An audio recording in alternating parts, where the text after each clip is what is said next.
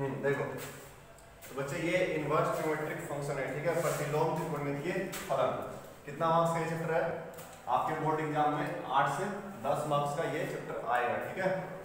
और इसका use differentiation में भी है और इंटीग्रेशन में भी है, जो 10 से 12 मार्क्स का पूछा जाता है, और ये चैप्टर 12 से 15। इस चैप्टर से रिलेटेड भी 2 चैप्टर है, तो उसमें भी यूज होगा, और इसमें भी 5 चैप्टर और है, ठीक है, तो उसमें भी यूज होगा।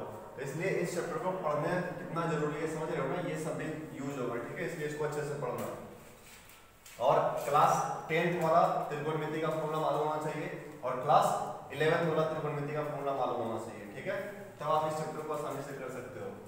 देखो प्रतिलोम फलन इनवर्स फंक्शन पहले होता क्या है, हमको पढ़ना है प्रतिलोम त्रिकोणमितीय फलन पढ़ना है। उससे पहले क्या जानेंगे हम लोग, प्रतिलोम फलन होता क्या है, इनवर्स फंक्शन क्या होता है, उसको पहले जानना होगा।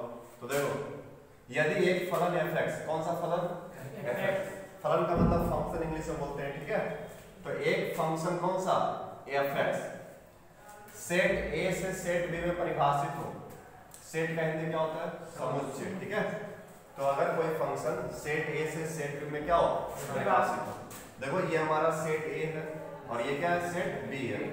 सेट a का एलिमेंट क्या क्या है? x1, x2, x3, और सेट b का एलिमेंट क्या क्या है? y1, y2 और y3। तो सेट में परिभाषित कब होता है कोई फलन? सेट में परिभाषित कब होता है, ये बात अभी सुन लो, ठीक है।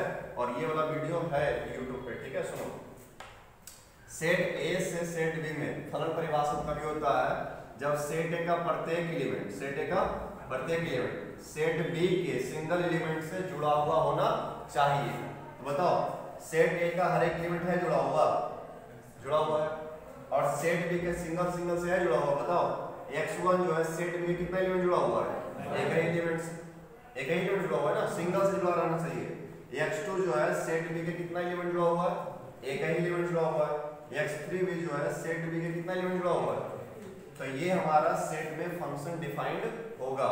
लेकिन अगर ऐसा देखो x1, x2, y1, तो क्या ये फंक्शन परिभाषित होगा? क्या बोले कि सेट A का हर एक एलिमेंट जुड़ा हुआ होना चाहिए। तो क्या x2 जुड़ा हुआ है सेट B के किसी एलिमेंट से? नहीं जुड़ा हुआ, तो ये फलन परिभाषित नहीं होगा। फिर देखो बताना ये वाला फलन परिभाषित होगा कि नहीं A से B में? x1, x2, y1, y2, y3, ये इससे जुड़ा हुआ है। बताइए फलन परिभाषित होगा? नहीं। क्यों नहीं होगा? क्योंकि x2 एक ऐसा एलिमेंट है सेट A का जो सेट B के दो एलिमेंट से जुड़ा हुआ है, लेकिन परिभाषित होने के लिए सेट B के सिंगल एलिमेंट से जुड़ा होना चाहिए, लेकिन ये ऐसा एलिमेंट है जो दो एलिमेंट से जुड़ा हुआ है, ठीक है, इसलिए ये वाला फलन परिभाषित नहीं होगा, ठीक है, ये वाला फलन परिभाषित नहीं होगा। बताना ये वाला होगा A से B में एक फलन है x1, x2, y1, y2, y3, ये इससे जुड़ा हुआ है, ये इससे जुड़ा हुआ है। बता होगा? होगा। परिभाषा क्या है कि सेट A का हर एक एलिमेंट, सेट A का हर एक एलिमेंट सेट B के सिंगल से जुड़ा होना चाहिए। देखो x1 भी जुड़ा हुआ है, x2 भी जुड़ा हुआ है, और दोनों जो है एक एलिमेंट से जुड़ा हुआ है, तो ये परिभाषित होगा, ठीक है, ये परिभाषित होगा। अब ये वाला बताना, ये सेट A है, ये सेट B है, ये x1, ये x2, ये y1, बताओ ये परिभाषित होगा? क्यों नहीं होगा? परिभाषा क्या है? सेट A का हर एक एलिमेंट जुड़ा हुआ होना चाहिए, तो हर एक एलिमेंट जुड़ा हुआ। और फिर दूसरी बात क्या है कि सेट B के एक एलिमेंट से, तो बताओ x1 जो है सेट B के कितना एलिमेंट जुड़ा हुआ है? एक ही से जुड़ा हुआ है ना। x2 जो है सेट B के कितना एलिमेंट जुड़ा हुआ है? एक ही। परिभाषित होगा ना। देखो ये वाला केस परिभाषित नहीं होगा, लेकिन ये वाला केस परिभाषित होगा। यहाँ पे देखो सिंगल जुड़ा हुआ सेट B के सिंगल एलिमेंट से, यहाँ पे सेट B के दो एलिमेंट जुड़ गया, इसलिए ये नहीं होगा, ये वाला परिभाषित होगा। तो दो सेट में A और B में फंक्शन कैसे परिभाषित होता है ये सीखे, अब आगे बढ़ते हैं, ठीक है। तो दो सेट में, ये सारा वीडियो है YouTube पे, ठीक है, माय मैथमेटिक्स चैनल पे सब्सक्राइब कर लेना, वहाँ पे देख लेना, ठीक है। प्लेलिस्ट बना हुआ है, इनवर्स ट्रिग्नोमेट्रिक फंक्शन लिखा हुआ होगा, उसमें जाना, ठीक है। प्लेलिस्ट पे क्लिक करना है YouTube में जाकर के, और वहाँ पे मिल जाएगा, ठीक है। देखो तो क्या बोला गया कि एक फलन fx कौन सेट से कौन सेट में परिभाषित है? सेट ए से सेट बी में। अच्छा ये भी समझ लो, ये x1 x2 x3 का मतलब क्या हुआ? y1 y2 y3 से जोड़ने का, इसका मतलब क्या हुआ? ठीक है, तो सुनो, ये वाला जो मान है x1 x2 x3 ये x का मान होता है। किसका मान होता है? x का। और जो इस साइड दिया हुआ है y1 y2 y3 वो y का मान होता है। किसका मान होता है? y का। सुनो ध्यान से, जैसे y बराबर है, मान लो x स्क्वायर है, y बराबर क्या है? तो y बराबर एक फलन लिया गया है x के रूप में, और फलन है क्या हमारा? x स्क्वायर है। अब अगर सोचो x का मान हम 0 रखेंगे तो बताओ 0 का स्क्वायर क्या होगा? 0 होगा। x का मान अगर हम 1 रखते हैं तो 1 का स्क्वायर क्या होगा? 1 होगा। अगर x का मान हम 2 रखते हैं तो 2 का स्क्वायर कितना होगा? 4 होगा। तो इसी मान को जो यहाँ पे दिखाया गया है ना, मान लो a से b में फलन x स्क्वायर है, ठीक है, तो 0 रख रहे हैं तो x का मान 0 रख रहे हैं तो y का मान क्या भी आ रहा है? 0 आ रहा है। x का मान अगर 1 रख रहे हैं तो y का मान क्या आ रहा है? 1 आ रहा है। x का मान 2 रख रहे हैं तो y का मान क्या आ रहा है? 4 आ रहा है। तो इसका मतलब हुआ कि x का मान हम क्या रखेंगे कि y का मान क्या आएगा, ठीक है। तो x का मान x1 रखे हैं तो y का मान y1 आया है, इसीलिए x1 किससे जुड़ा हुआ है? y1 से जुड़ा हुआ है। इसका मतलब ये हुआ कि हम फलन में x का मान x1 रखेंगे तो क्या आ जाएगा? y1 आ जाएगा। देखिए 2 रखने पर क्या आ गया? 4, इसलिए 2 किससे जुड़ा हुआ है? 4 से। और जो इस साइड वाला मान होता है किसका मान होता है? x का मान होता है। किसका मान होता है? और अभी फिलहाल थोड़ा सा बात ये जान लीजिए कि x का मान को डोमेन कहा जाता है। क्या कहते हैं इसको? हिंदी में प्रांत। अभी फिलहाल ये मान लीजिए कि x के मान को क्या बोलते हैं हम लोग? डोमेन। और डोमेन का हिंदी क्या हुआ? प्रांत। और जो x का मान रखने पर y का मान होता है उसको रेंज बोला जाता है। ये जो देख रहे हैं 3 मान, ये सब क्या है? रेंज। क्या बोलेंगे इसको? रेंज। रेंज का हिंदी क्या होता है? परिसर। क्या होता है रेंज का हिंदी? परिसर, ठीक है। तो सिंपल सा ये सोचना है कि इस साइड वाला डोमेन होता है और जो रखने पर जो मान आता है वो क्या होता है? रेंज होता है। मतलब ये x का मान और ये y का मान। कितना समझ आया? चलिए, तो ये सब बेसिक है, 11th में ये सब यूज होता है, ठीक है, थोड़ा सा बता रहे हैं। और ये सब डिटेल से पढ़ाया हुआ है YouTube पे, ठीक है, इनवर्स करके। ये साफ कर दिए तो समझाना था, फिर से लिख लेते हैं। आ देखो, सेट B से सेट A है, ठीक है, सेट B से क्या है? सेट A है। ये फलन gx था ना, ये फलन क्या था? gx था। ये y1 y2 और क्या? y3। ये x1 x2 और क्या? ये x3। देखो क्या कह रहा है कि यदि एक फलन fx सेट A से सेट B में परिभाषित हो तो बताओ A से B में परिभाषित है कि नहीं? ये वाला हर एक एलिमेंट जुड़ा हुआ है, सिंगल सिंगल से जुड़ा हुआ है, ठीक है। और क्या बोला था? एक दूसरा फलन तथा एक दूसरा कौन सा? gx। दूसरा फलन gx है जो कौन सेट से कौन सेट में परिभाषित है? सेट B से सेट A में। B का एलिमेंट क्या था? y1 y2 है ना, और A का एलिमेंट क्या था? x1 x2 x3। अगर ये वाला फलन fx A से B में परिभाषित है और ये वाला फलन B से A में परिभाषित है तो क्या लिखा गया है? fx तथा gx एक दूसरे का प्रतिलोम कहलाता है। fx फलन और gx फलन एक दूसरे का क्या कहलाएगा? प्रतिलोम कहलाएगा, ठीक है। अब देखिए नोट करके लिखना है fx के फलन का fx के प्रतिलोम, प्रतिलोम मतलब क्या? इनवर्स प्रतिलोम फलन का संकेत। fx के प्रतिलोम फलन का संकेत कैसे दिखाते हैं? f इनवर्स x से, ठीक है। कैसे दिखाएंगे? f inverse x। फलन fx का इनवर्स अगर लिखना है, प्रतिलोम फलन लिखना है तो कैसे लिखोगे? f inverse x। क्या पढ़ोगे इसको? f inverse x। अब सुनो ध्यान से, दूसरा पॉइंट बताओ, अगर ये fx है तो क्या ये f इनवर्स x होगा? अगर ये fx है तो ये क्या होगा? f इनवर्स x होगा। क्यों? एक दूसरे का प्रतिलोम फलन है, क्योंकि ये A से B में परिभाषित है और ये वाला B से A में। क्लियर? बताया गया था कि ये वाला डोमेन कहलाता है और ये वाला रेंज कहलाता है। तो फलन fx का डोमेन क्या है? x1 x2 x3। तो बताओ अगर फलन का ये डोमेन है तो यहाँ पे देखो रेंज बन गया ना, उस साइड क्या हो गया? रेंज। तो इनवर्स का क्या बन गया? ये वाला रेंज बन गया। तो इससे क्या हमको पता चला कि जो फलन का डोमेन होता है वो इनवर्स का क्या होता है, रेंज हो जाता है। ठीक है, तो हम यहाँ पे लिख लें डोमेन, क्या लिख लें, डोमेन किसका, ऑफ मतलब का, fx, इसका मतलब क्या हुआ, fx का डोमेन। इतना समझ में आता है इंग्लिश, डोमेन ऑफ fx का डोमेन। तो बताओ इनवर्स फंक्शन का क्या बन जाएगा, रेंज बन जाएगा। ठीक है, range of f inverse x। ठीक है, f इनवर्स x बोल रहे हैं, तो अब इससे क्या पता चला कि जो फलन का डोमेन होगा वो इनवर्स फलन का क्या बन जाएगा, रेंज बन जाएगा। सिमिलरली जो रेंज है इसका वो इसका डोमेन बन गया। ठीक है, तो लिख देते हैं range of fx, range of fx क्या कराएगा, डोमेन ऑफ f इनवर्स। ठीक है, इसको आप नोट कर लीजिए, note point, domain of f inverse note करिए इसको।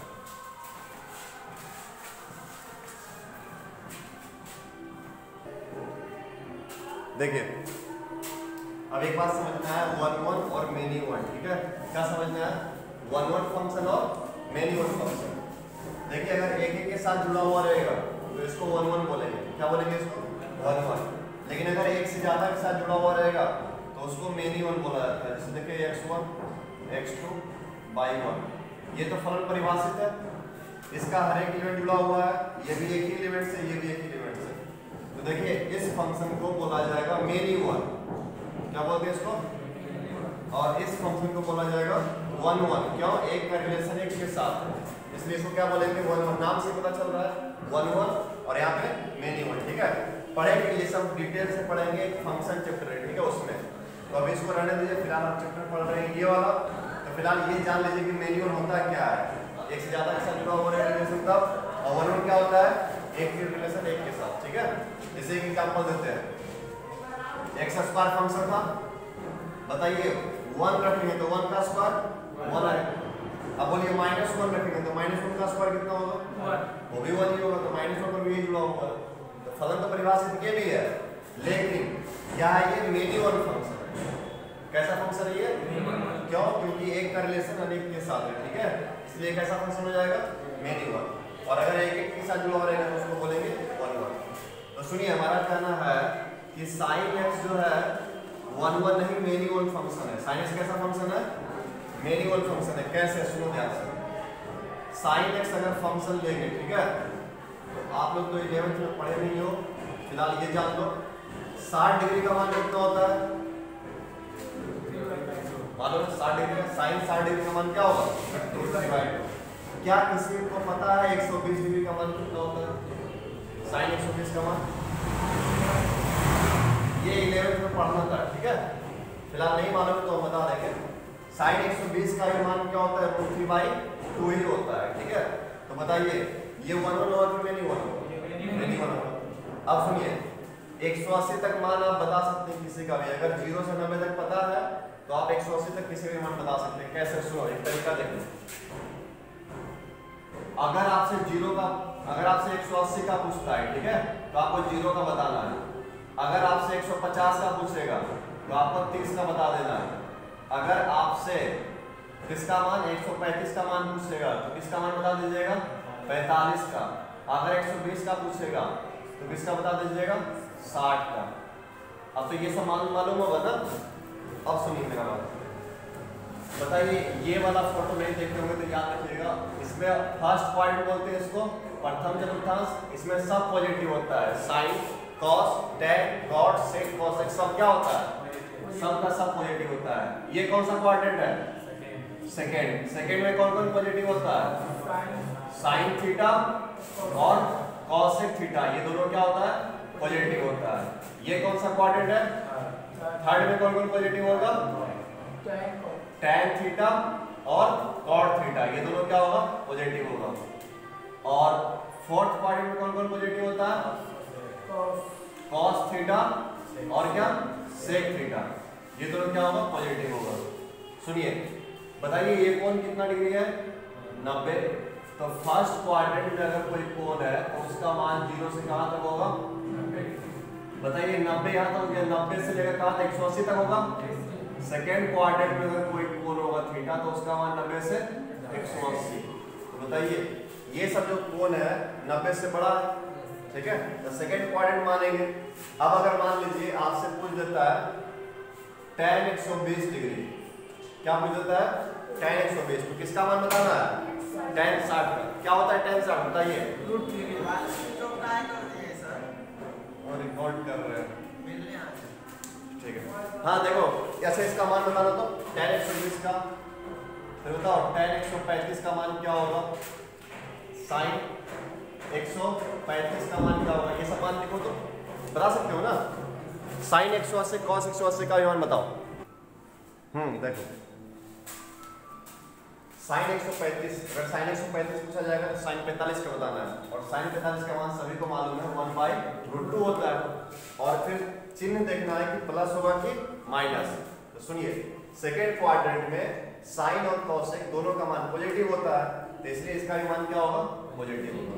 अब देखिए इसका मान tan 135 का मान, तो tan 135 पूछा जाएगा तो tan 45 बताना है, और tan 45 का मान बोलिए 1 होता है।